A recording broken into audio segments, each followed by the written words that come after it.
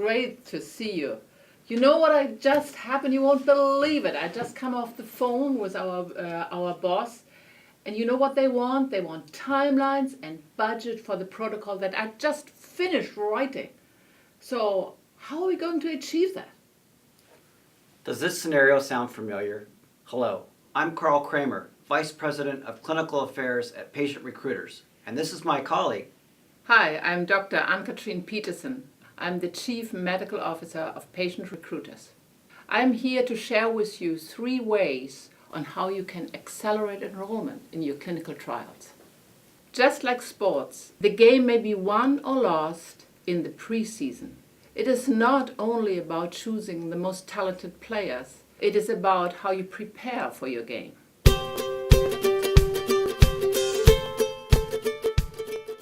We are going to tell you about 3 ways how you can accelerate enrollment in your clinical trials. Marketing told senior management that the patient population is huge and that the trial is going to run real fast. But when you add in 5 to 10 inclusion criteria and 25 to 50 exclusion criteria, the target population goes down to 5%. You need to think about enrollment when you're designing the study. You need to evaluate the trade-offs for all of the entry criteria. For example, if an exclusion criterion is going to reduce your population by 20%, there better be a darn good reason for that exclusion criterion. Selecting the right clinical endpoints is critical. Endpoints may significantly reduce your patient population. They may also impact the number of procedures or visits that you have to do in your clinical trial.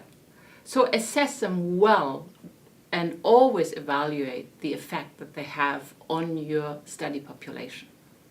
Complex or invasive study procedures and frequent or lengthy study visits can have a huge impact on patient enrollment. Operational logistics, patient convenience are very, very important factors and can dominate enrollment. If any of these factors are negative, it's going to take a very, very motivated patient and investigator to overcome their influence.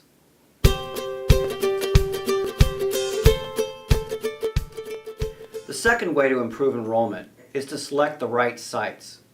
My first manager told me 1/3 of the sites will meet your projection, 1/3 of the sites will exceed your projection, and 1/3 of the sites will drive you crazy and create problem after problem. The quality of your patients and the quality of the data is depending on the quality of the relationship that you are building.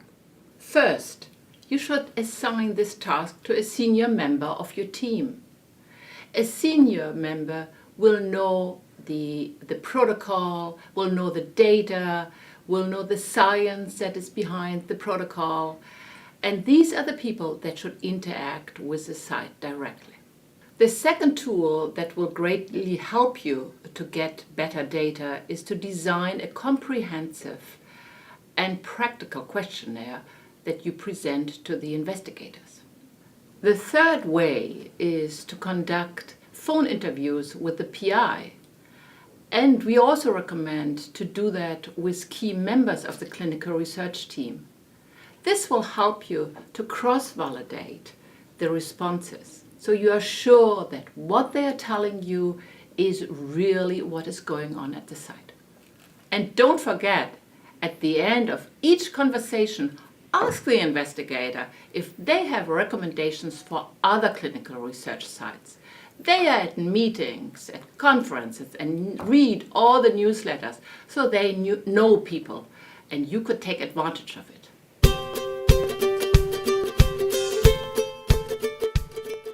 After you have found the investigators, you need to expand the pool of eligible patients. Traditional methods like television, news, radio, they work fine in some cases, but there are much more cost-effective ways to enroll patients. There's a much more targeted approach. Use patient and ailment databases, online patient communities, and social media. Step into the 21st century. Go directly to the patient.